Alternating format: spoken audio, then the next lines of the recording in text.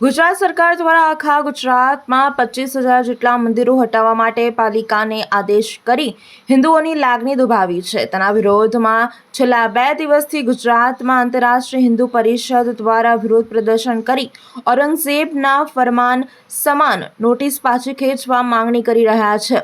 જેના ભાગરૂપે આજે વડોદરા ખાતે આંતરરાષ્ટ્રીય હિન્દુ પરિષદ દ્વારા કાચરાવાડી સ્થિત પદાધિકારીઓ, હિન્દુ સાથી અને સ્થાનિક લોકોએ લક્ષ્મી ગણેશ મંદિર પાસે બેનરો, પોસ્ટરો હાથમાં રાખીને નોટિસ પાછી ખેંચવા માટે સૂત્રોચ્ચાર કર્યા હતા અને ભગવાન ગણેશજી સરકારને સદબુદ્ધિ આપે તેવી પ્રાર્થના કરી હતી। શું કારણસર આજે તમારે વિરોધ કરવો પડે છે?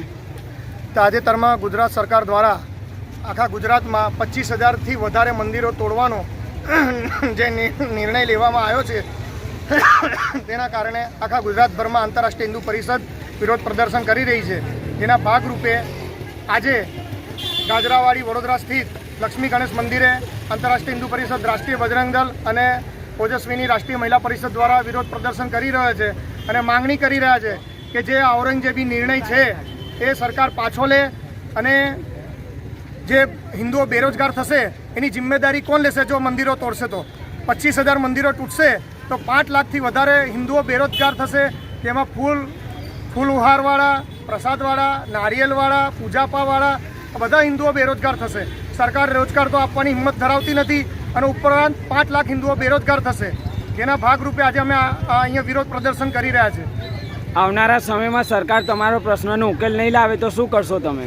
અમે આખા ગુજરાતભરમાં ઉગ્ર આંદોલન કરતાં ખચકાઈએ નહીં અને જે પણ અમારે નિર્ણય લેવાનો થશે એ અમે વગર વિચારે લઈશું, પણ મંદિર તો અમે નહીં તૂટવા દઈએ। એ આંતરરાષ્ટ્રીય હિન્દુ પરિષદનો પ્રણ છે। આગળના સમયમાં આંતરરાષ્ટ્રીય હિન્દુ પરિષદનો શું આગળ કરશે આ આંદોલન? સરકારને અમે અલ્ટિમેટમ આપીએ છીએ કે તાત્કાલિક આ નિર્ણય પાછો લે, નહીં તો આંતરરાષ્ટ્રીય હિન્દુ પરિષદ ઉગ્ર આંદોલન કરશે આખા શહેરમાં અને આખા ગુજરાતમાં। વડોદરાના સમાચાર જુઓ તથા આપણી ચેનલને સબસ્ક્રાઇબ કરો અથવા સંપર્ક કરો।